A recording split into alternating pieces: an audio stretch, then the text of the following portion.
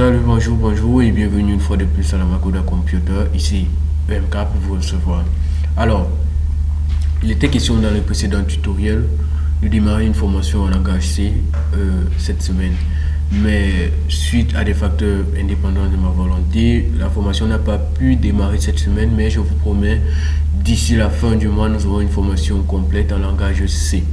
Alors, le but de ce tutoriel aujourd'hui est de vous montrer comment est-ce que on peut améliorer la vitesse de son ordinateur. Vous avez un ordinateur, à un moment l'ordinateur est rapide, à un moment l'ordinateur devient lent et cela commence à vous chanter les nerfs. Alors je viens avec la solution ultra efficace pour vous. Donc la première des choses, vous devez aller dans la barre de recherche Windows. Ça dépend, peu importe si vous êtes sous Windows XP, sur Windows 10 ou alors sous Windows 8, la barre reste et demeure. Sur Windows XP, vous aurez à venir sur le menu démarrer et chercher l'option concernée. Donc vous venez sur la barre de Windows et vous tapez ms config. Alors une fois que vous allez entrer ms config, vous aurez une interface qui vous sera proposée. Donc lorsque je tape ms config, vous voyez j'ai une interface qui m'est proposée, ms config. Cette interface qui m'est proposée. Alors je double-clique et je l'ouvre.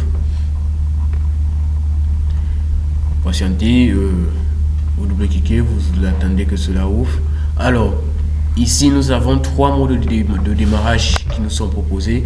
Nous avons le démarrage normal, nous avons le démarrage en mode diagnostic, donc c'est-à-dire on charge uniquement les pilotes et les services de base, et ensuite nous avons le démarrage sélectif.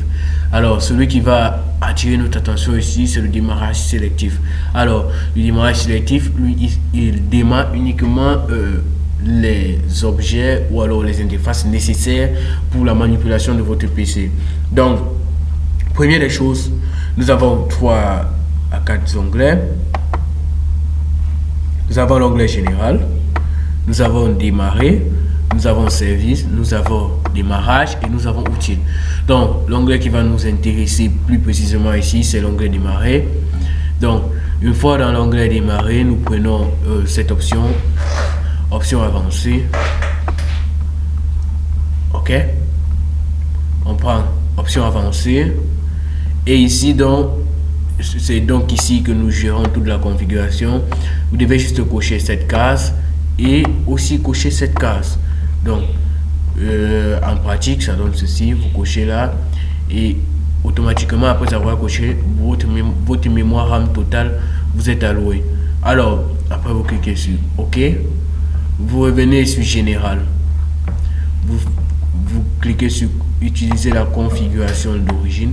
La configuration d'origine, c'est bien cette dernière option. Donc pour l'avoir, vous devez d'abord cliquer sur démarrage sélectif et ensuite cliquer sur utiliser la configuration d'origine, et ensuite la dernière étape, vous cliquez sur appliquer. Donc je clique sur appliquer, je clique OK pour valider. Alors là on me demande si je veux redémarrer le PC tout de suite ou non. Moi je vais pour l'instant cliquer sur quitter sans redémarrer, et vous pouvez redémarrer, tout dépend de vous si vous avez suffisamment de temps, etc. Donc moi je quitte sans redémarrer et je reviens, j'actualise mon ordinateur.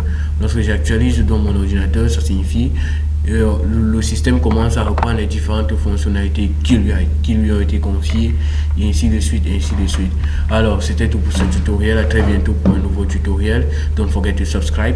Si vous êtes nouveau sur la chaîne, n'oubliez pas de vous abonner. C'était Don Mac. Ciao.